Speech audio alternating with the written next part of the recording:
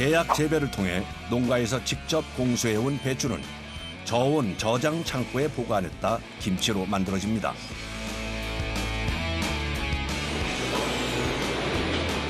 공장 안으로 옮겨진 배추는 잘라주는 이절 단계를 거치는데요. 그런데 배추가 담긴 상자를 옮기는 작업은 사람이 아닌 로봇 팔이 대신하고 있네요. 예전에는 사람이 빅박스 하나하나 다 쏟아가면서 하루 종일 작업을 하다 보니까 많은 사람들이 한 곳만 일하고 그만두고 하기는 사람 구하기 힘들어서 비용은 비싸지만 사람 좀 편의성을 위해서 지금 장비를 도입하게 됐습니다. 배추가 담긴 상자의 무게는 약 20kg. 로봇 팔이 무거운 배추 운반을 대신해주면서 작업이 조금 수월해졌답니다.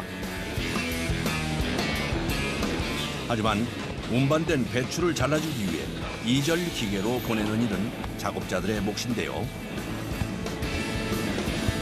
라인 중앙에 정확하게 올리기 위해서는 배추를 힘주어 내려놓는 기술이 필요합니다. 정확히 절반으로 잘려나온 배추. 이절 작업이 끝나고 나면 이동식 벨트를 타고 절임실로 향합니다. 배추를 차곡차곡 쌓아주는데요. 직사형의 커다란 통 안이 배추로 가득 찼습니다. 10통 절일 거예요. 1통이면은 한 4톤 정도 나오거든요. 그럼 한 40톤 절여하는 거예요? 예. 통 하나당 절일 수 있는 배추의 양은 약 4톤. 10개의 절임통에 배추를 채우는데요. 40톤의 배추를 한 번에 절여야 하니 잠시 쉴 틈 없이 작업이 이어집니다. 힘들긴 해요. 그걸 다 취급하기에는. 그렇지만 어쨌든 또 소비자 만족을 위해서 열심히 하고 있습니다. 끊임없이 밀려드는 배추로 절임통 안을 채우는 반복 작업.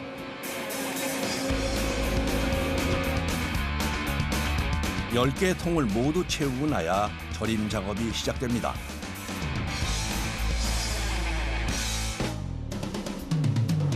배추로 가득 채워진 수조 위로 철제로 만들어진 커다란 판이 올려지는데요. 띄우자. 자, 밀어봐.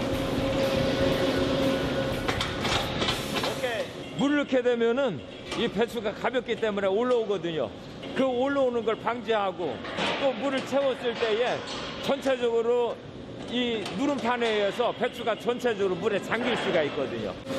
지금 소금물이 올라오고 있어요.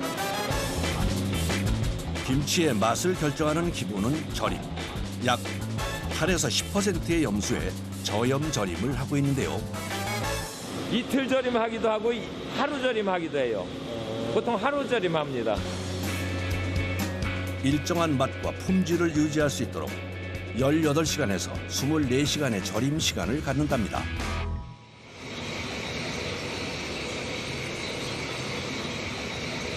배추가 절여지는 동안 양념을 만드는 공정이 이어집니다.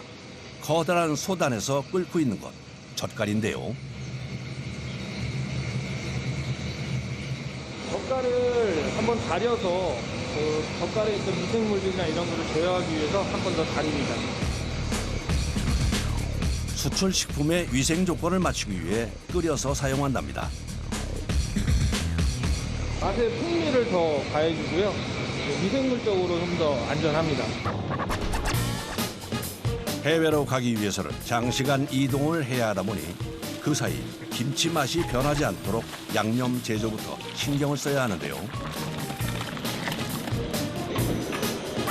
하지만 전통 김치 맛은 유지할 수 있도록 육수와 젓갈, 고춧가루와 다진 양념 등 필수 재료는 빼놓지 않고 사용합니다. 예전에는 현지식에 대한 입맛을 많이 맞췄는데 외국 분들이 한국에 들어와서 본연의 김치 맛을 접한 분들이 많이 있습니다. 그래서 현지에 돌아가셔도 그런 맛을 찾기 때문에 오히려 한국적인 김치 맛을 좀 더 중점을 둬서 제조를 하고 있습니다.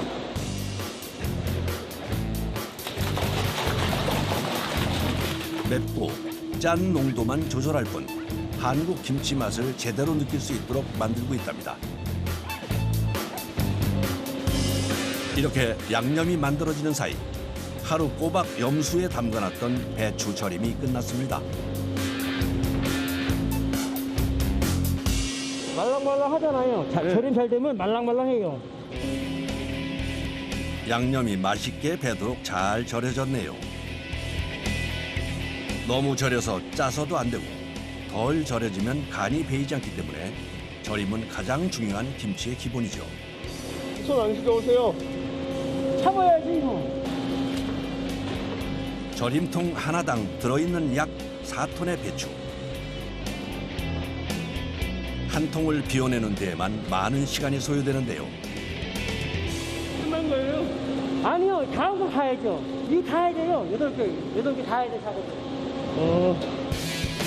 자동화 시설이 갖춰져 있지만 사람의 손으로 이루어지는 공정. 절임을 끝낸 배추는 세척실로 향합니다. 세척 전 배추를 다듬는 작업을 해주는데요.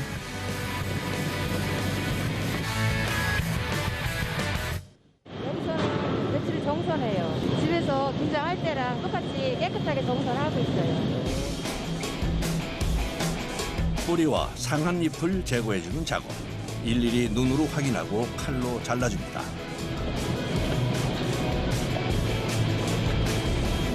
끊임없이 밀려드는 배추. 쉴 틈 없이 작업이 반복됩니다. 내가 쓰면 남이 하나를 더 잘라야 되잖아요. 내가 할 걸 남이 해야지.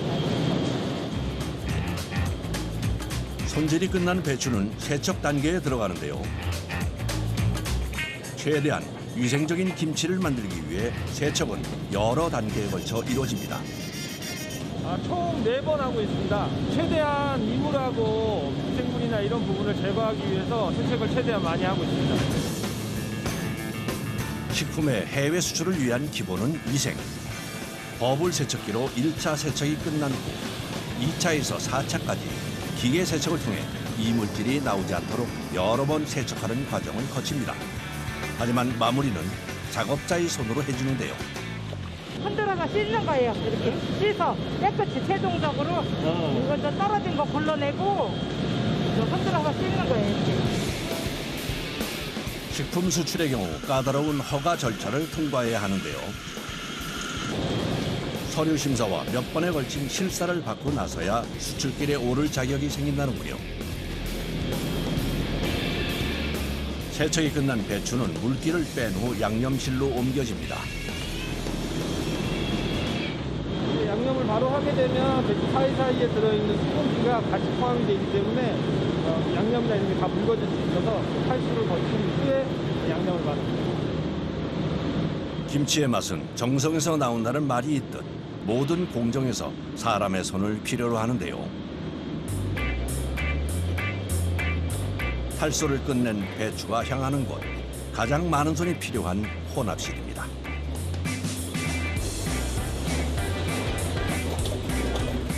미리 만들어 놓은 양념을 절임 배추에 버무려야 하는 작업. 배추 속에 균일하게 양념을 넣어야 하는데요. 빨리 하고 많이 하고 달리는 것보다 손이 덜 아파요. 대량 생산되는 김치의 맛을 일정하게 만들기 위해 도입된 양념 공급기. 일정한 양의 양념이 자동으로 나와 배추 속을 채워넣는 방식으로 작업이 진행됩니다. 한 겹 속으로 넣어주니까 골고루 넣어주니까 일정하게 들어가는 것 같아요. 하루 꼬박 소금물에 절여낸 배추에 빨간 양념을 입혀 만들어내는 김치. 속까지 골고루 양념에 버무려진 김치는 이동 벨트를 타고 다음 과정으로 넘어갑니다.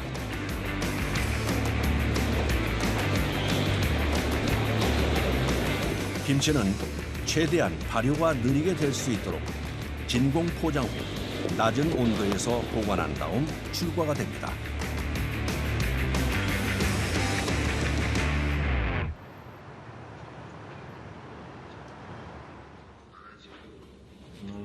김치가 해외에서 사랑받는 이유는 뭘까요?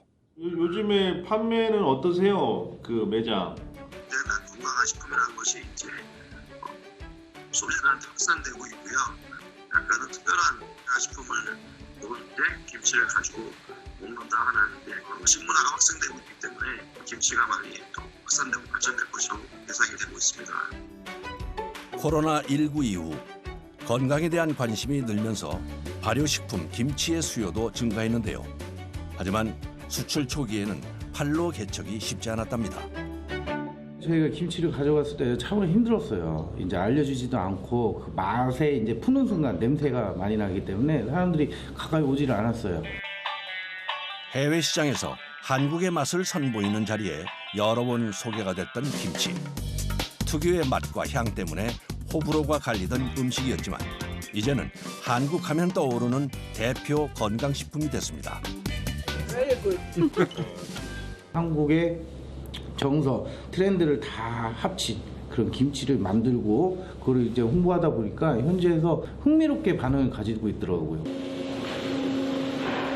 배추김치에 이어 해외 수출 문의가 늘었다는 김치가 있는데요. 팔을 버무려 만드는 파김치입니다. 씻는 건 다 손으로 씻어야죠. 눈으로 보면서 씻어야 되니까 꼼꼼하게 씻어야 돼서 비닐에는 안 돼요. 기계 세척이 가능한 배추와는 달리 사람의 손으로 일일이 씻어줘야 하는 쪽파. 이물질 제거는 물론 상한 부위를 손질하는 것도 세척 과정에서 이루어집니다.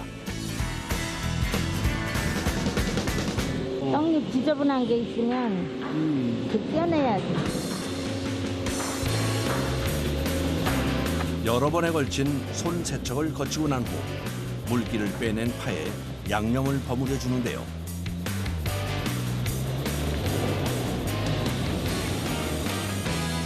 저희가 작년 4월에 이렇게 해서 체험 그 홍보 행사를 했었는데 가장 반응이 좋았던 게 갓김치, 독일 기준에서 일단 파김치. 그 갓김치의 알싸한 맛이 일단 독일 사람 입맛에 굉장히 잘 맞았다고 볼 수 있죠. 맛과 향이 더 강한 김치 종류에 관심을 보이면서 수출 물량도 늘어났답니다. 맛있는 파김치가 나옵니다. 싱싱한 쪽파에 매콤한 양념을 버무려주면 완성되는 파김치.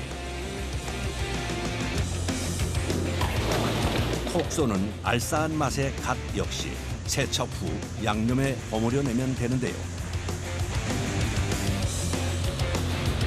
해외에서도 인기라는 정성 담긴 김치. 작업자들도 보람을 느끼겠죠. 지금 외국 사람, 한국 사람보다 더 잘 먹어요. 너무 타지요. 한국에도 음식을 잘 먹어주니까. 미국과 독일에 이어 네덜란드, 베트남, 호주, 일본까지 6개국으로 뻗어나가고 있다는 한국의 맛 김치. 앞으로도 더 많은 이들의 입맛을 사로잡길 기대해 봅니다. 많은 사람들이 고생하면서 정성스럽게 만든 김치가 해외 수출도 많이 나가기 때문에 아주 기분이 좋고 뿌듯합니다.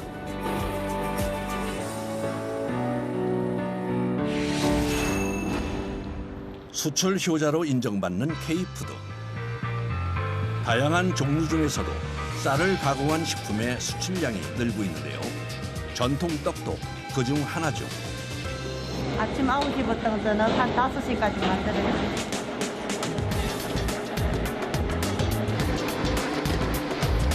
쫄깃한 찹쌀 반죽에 달콤한 팥소와 고소한 고물을 묻혀 빚어낸 떡. 쫀득한 식감과 맛에 주문량도 점차 늘고 있답니다. 일단은 뭐 떡 제품에 대해서 생소했지만 지금 한류 열풍을 타고 호기심으로 먹다가 지금은 맛이 좋으니까 이제는 자주 찾는 제품이 되었습니다.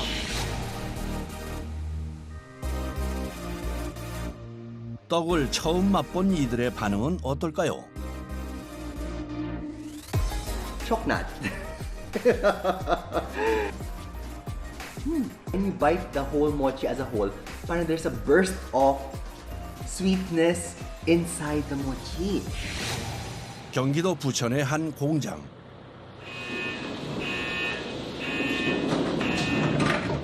이른 아침부터 묵직한 포대들을 싣고 나타났습니다. 이게 다 쌀인가요? 이거 오늘 100포 넣어야 되거든요. 2톤 정도 하니까 20kg짜리 100개 정도 들어가요. 하루 사용되는 쌀이 약 2톤. 쌀포대를 들어 옮기고 세척을 위해 쏟아 붓는 것만 해도 한참이 걸립니다. 2시간 정도 씻으면 되거든요. 자동으로 세척됩니다. 세척과 불리는 과정이 끝나고 나면 분쇄기에 곱게 갈아 쌀가루로 만들어주는데요. 어떻게 분쇄하느냐에 따라서 떡이 뭐 찰지고 안 찰지고 막 부러지고 이런 게 있어가지고 이것도 어떻게 보면 저희만의 기술입니다. 떡의 종류에 따라 가루 입자 크기를 정해 분쇄 과정을 거치는데 가루가 뭉치지 않도록 해줍니다. 분쇄한 가루는 스팀 교반기로 옮겨주는데요. 수증기로 쪄준 후 떡 반죽으로 만들기 위해서입니다. 70 한 5kg 정도 들어가요. 거의 한 가마니가 들어가겠어요? 네. 묵직한 뚜껑을 닫아 고온의 압력으로 쪄주는데요. 압력밥솥이라고 보시면 되는데 요거를 압력을 줘가지고 15분 찌고 15분 뜸을 들입니다. 그래가지고 이제 뜸이 빠지면 그때 이제 다시 이제 뚜껑을 열어가지고 작업을 해요. 15분 동안 압력으로 찌고 뜸을 들이고 나면 쫄깃한 떡으로 만들 차례. 항아를 찢듯 반복적으로 떡을 치대 반죽을 만들어주는데요. 보기만 해도 쫄깃함이 느껴지네요. 그래서 치대기 때문에 굉장히 찰진 반죽을 만들 수가 있어요.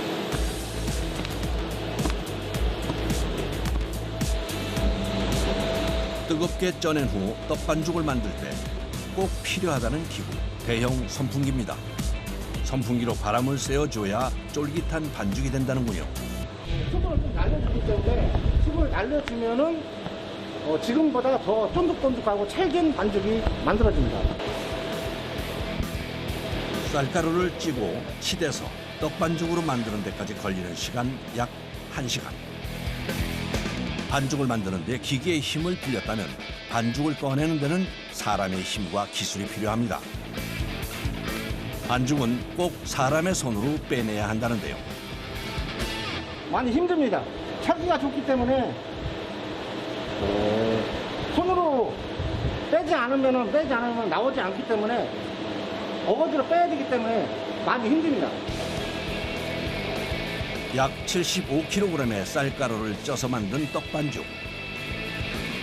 일정한 양으로 통에 담는 과정이 반복됩니다.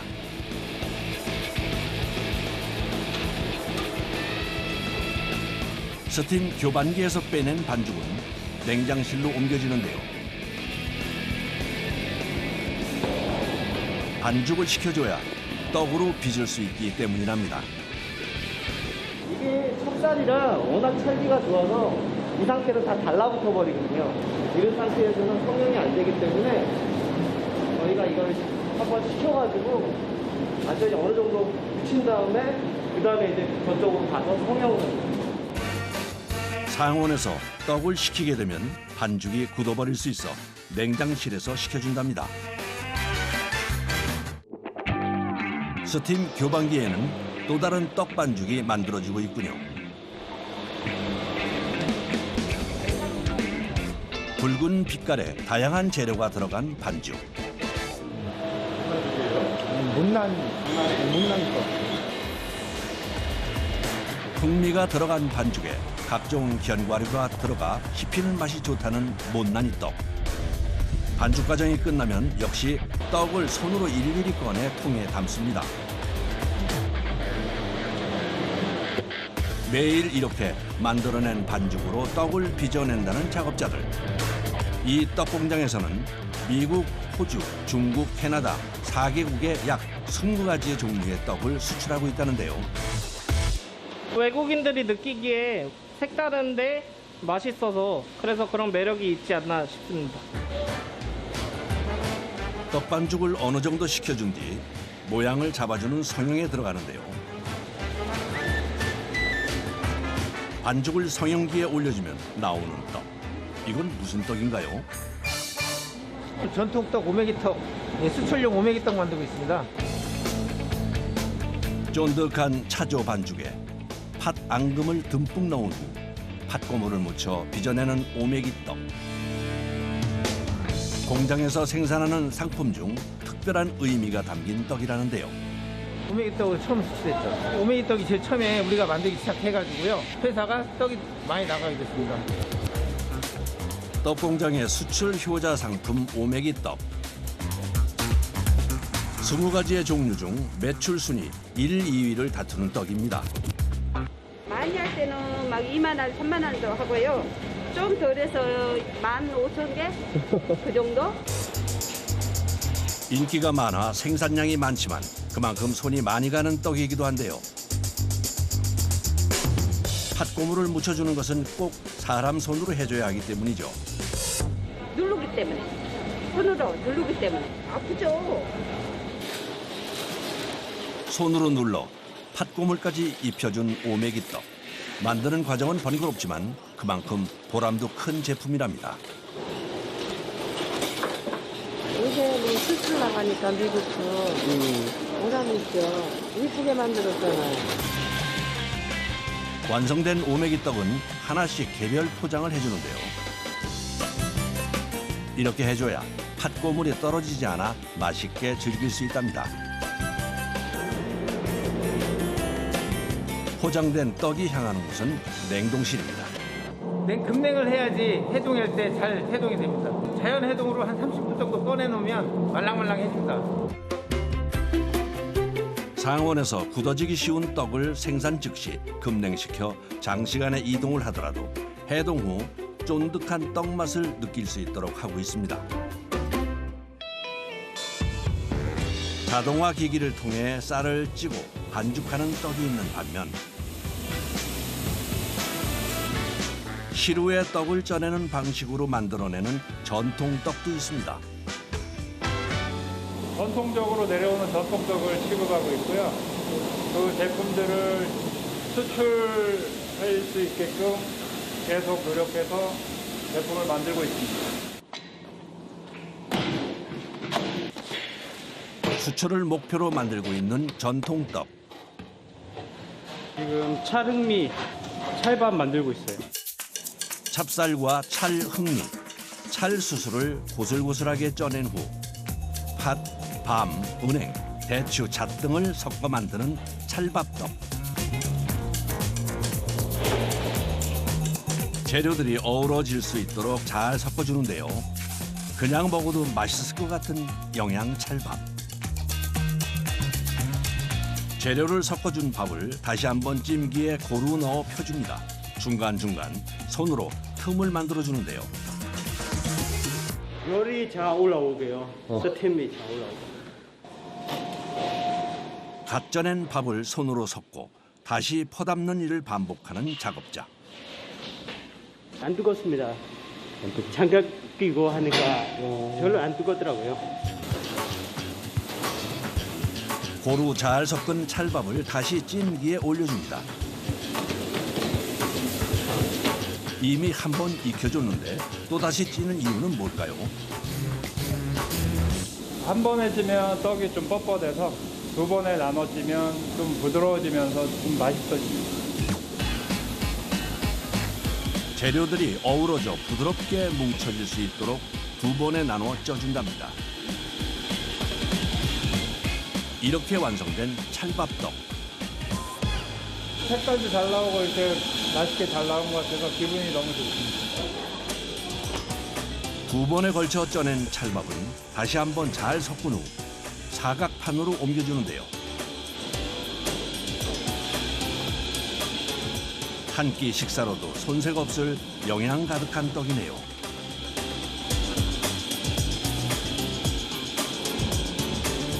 성형과 포장 작업 전 찰밥을 사각판 위에 평평하게 펴줍니다. 이 고르게 펴줘야지 그 떡을 짤 때 그람수가 나오거든요. 이게. 고르게 펴고 난 후에는 찰밥 위에 고소한 참기름을 발라주는데요. 이게 달라붙지도 않거든요. 밖에 나갔을 때 떡을 이렇게 잘랐을 때. 다양한 곡물에 견과류까지 고루 들어간 찰밥. 해외 고객들의 입맛에도 잘 맞을 것 같은데요. 먹고 싶죠. 근데 이거 맛있어요. 한 끼에. 아까 산에 갈 때 갖고 가면요. 딱 맛있어요. 그 김에다 갖고 와서 먹으면. 맛과 영양만큼이나 포장에 가장 손이 많이 가는 것이 이 찰밥떡이랍니다. 일정한 크기로 잘라준 다음 이렇게 사각으로 띄어서 이렇게 잘라줘.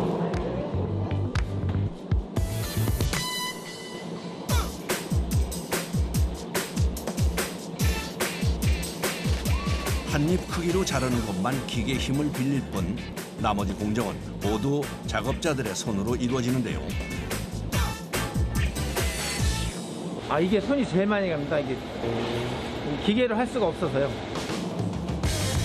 그런데 작업 중 찰밥 일부를 한 곳에 모아둡니다. 이유가 뭔가요? 구력이 안 맞아가지고 대기 처분했거든요. 이건 아깝지 않아요? 아까운데 어쩔 수 없죠. 한입 크기로 자른 찰밥은 일정한 간격을 두고 포장 라인에 올려놓는데요. 매일 하잖아요, 이게. 그게 자연적으로 이렇게 돼요. 어느 정도 손이 맞으니까. 손이 안 맞으면 안 되거든요. 분량을 줄이고 속도를 높이기 위해선 작업자들 간 호흡도 중요하죠. 국내에 유통되는 떡 중 인기 품목이다 보니 그만큼 생산량이 많은데요. 목표 수량을 채우기 위해 작업자들의 손이 바빠집니다. 물량이 잘 나가거든요. 인기가 좋아서 그 물량을 내려면 빨리 해야 돼요. 찰밥떡 역시 해외에서도 즐겨 찾는 떡이 되면 좋겠네요. 이른 아침부터 시작된 떡 공장의 하루.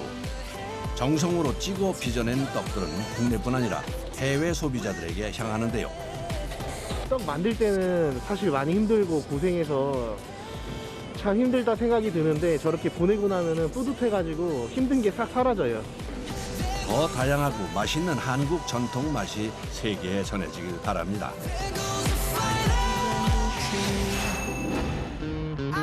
농수산물 중 수출 1위 식품이 뭔지 아시나요? 바로 김인데요.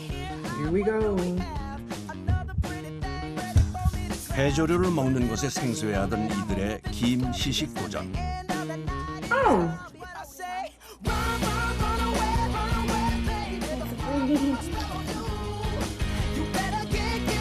남녀노소 즐겨 먹는 김. 이른 아침부터 바쁜 하루를 시작하는 사람들이 있는데요. 좀 더 됐어 오케이. 이제 어디 가시려고 하는 거예요? 김매로 갑니다. 김매로. 추운 겨울이면 더 바빠지는 곳. 청정해역에서 농사를 짓는 김 양식장인데요. 1년간 키운 김을 수확하는 시기입니다. 물때 맞춰서 김을 채취해야 되기 때문에. 육지에서 양식장까지 배로 불과 5분 거리. 완도 앞바다에 펼쳐진 김 양식장. 청정해역. 이곳에서 김이 자라고 있습니다. 저수만의 간도 차이가 많이 나요. 우리는 평균 한 6시간씩 이렇게 노출이 떠 있거든요. 완도 지역에서 주로 사용하는 지주식은 갯벌 바닥에 버팀목을 세우고 그물망을 설치해 김을 키우는 방식인데요. 조수간만의 차를 이용해 바닷물에 잠겼다 햇볕에 노출됐다를 반복하면서 김이 자랍니다. 배가 이쪽으로 가면은 너가 잡아당기고 배가 이렇게 가면 너가 잡아당기고 알았지? 간다! 작업선이 김발을 들어 올리며 채취 작업이 시작됩니다.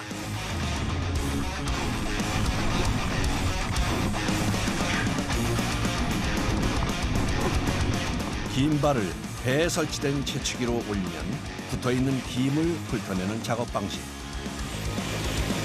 1년 내 자란 김이 한 곳에 모입니다. 김 좋네요. 설탕을 안 쳐도 김이 달아요, 달아. 그래서 이 방식을 많이 선호를 하죠. 근데 이제 일은 엄청 힘들어요. 정말 힘들어요.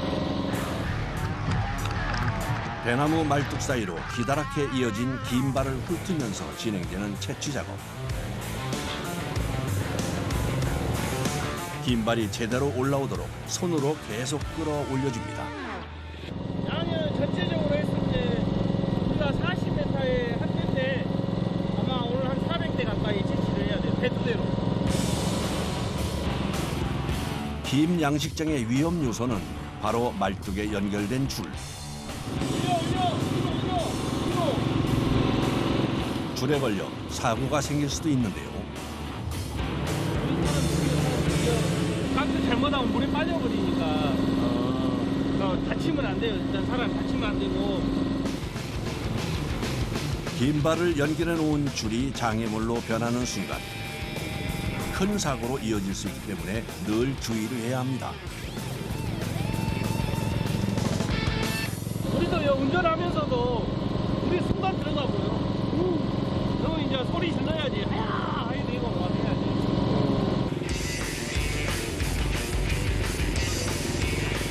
잘하네. 첫 번째 김발 채취가 순탄하게 이어지던 순간 배 앞머리에 줄이 걸려버렸습니다.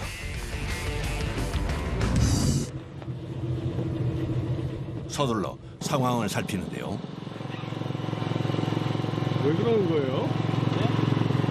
물이 뛰어가지고 이걸 빼내야지. 끊어진 줄을 수습하고 다시 이어지는 작업. 차가운 겨울바다. 추위를 이겨가며 김을 채취하는데요. 작업을 하다 보면 어느 순간 온몸은 김투성이가 됩니다. 안 힘들어요? 괜찮아요?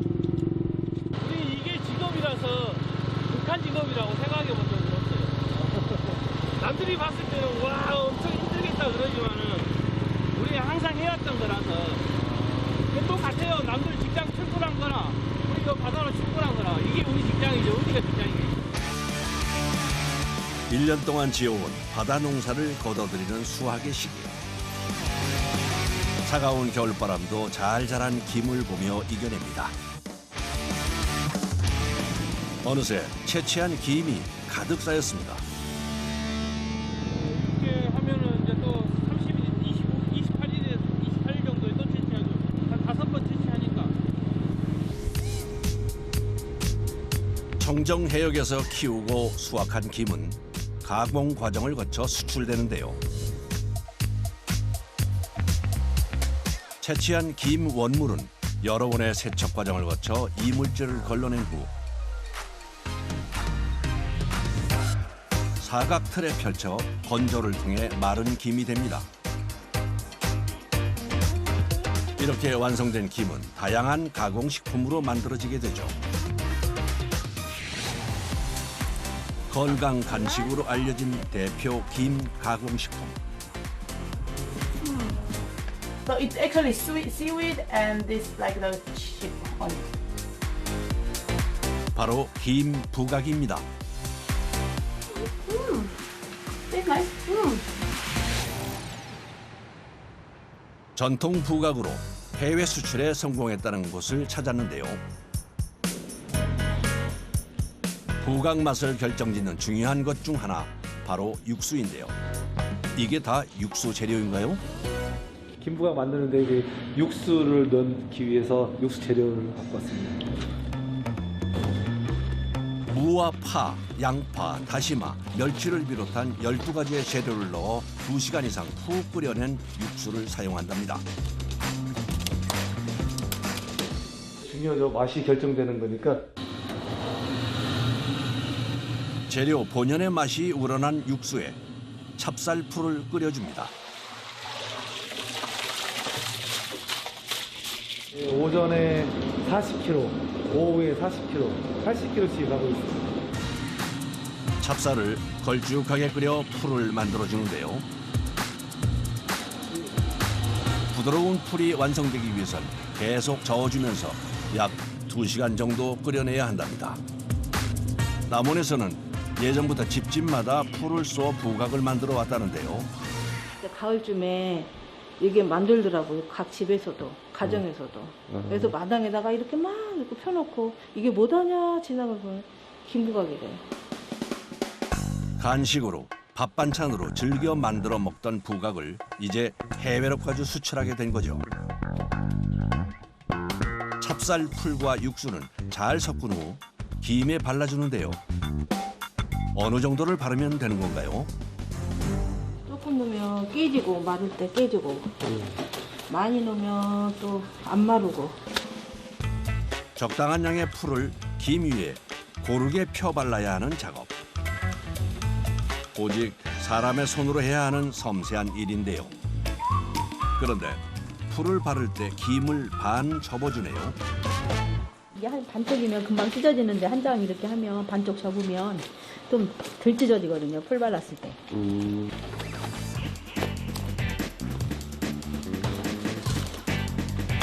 단순 반복되는 작업이지만 나름의 기술이 필요합니다. 반장님이 하루에 4,000장 바르죠. 저는 한 3,500장인가 바른 것 같아요. 하루 종일 이렇게 하고만 있으니까 속도도 안 될 수야 없겠어. 당연히 될 수밖에 없는 것 같아요. 부각을 만드는 공정 중 가장 손이 많이 가는 찹쌀풀 바르기.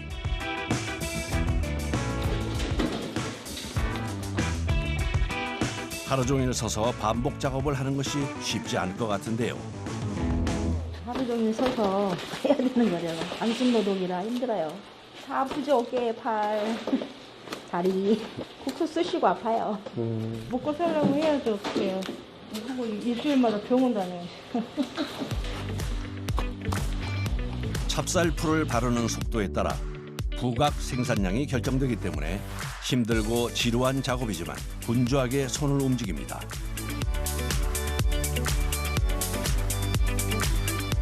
풀 바르는 작업이 끝나고 나면 건조에 들어가는데요. 16시간 정도 말려야 돼요. 쌀풀이 들어가가지고 마르는데 시간이 좀 걸려요. 풀을 바르는 것만큼이나 중요한 건조 과정. 찹쌀풀이 김과 잘 어우러져 건조가 돼야 맛있는 부각이 될 수 있는데요. 16시간 경과 후 건조 상태는 어떨까요? 수분 없이 잘 마른 것 같네요. 이거 이렇게 딱 떴잖아요. 다 김이요. 그럼 잘 말린 거예요. 밥 반찬도 되고 간식거리도 되고. 전통 방식 그대로 풀을 끓이고 발라 만들어낸 부각. 한국을 넘어 해외로까지 수출되는 것에 대해 직원들은 어떻게 생각할까요? 자부심 느끼죠. 내가 만든 것이 물 건너 바다 건너. 좋지요. 저희 나라 제품이 외국에까지 나간다고 생각하면. 건조시킨 부각은 그대로 사용하기도 하지만 한 입 크기로 잘라 사용하기도 합니다. 조각튀김이라고 해서 조각을 튀겨서 이제 수출하기도 하고 국내 유통하기도 하고 이렇게 하고 있습니다. 먹기 좋게 한 입 크기로 자른 부각을 기름에 튀겨주는데요. 과자를 대신할 간식이나 미용을 위한 건강식품으로도 많이 찾는다는군요. 이게 꺼내서 바로바로 먹을 수 있기 때문에 너무 편하잖아요. 바삭한 긴 부각. 더 맛있게 즐기는 방법이 있답니다. 이 가루는 뭔가요? 이건 갈릭맛 시즈닝. 여러 사람들이 부각도 참 맛있지만 시즈닝도 많이 좋아하기 때문에 애기들이나 이런 간식용으로 만들기 위해 만든 거예요.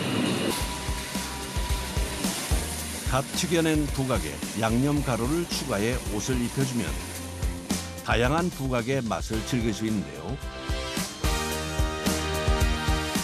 최근 마늘, 칠리 등 새로운 맛을 찾는 수출 의뢰도 늘어나고 있답니다.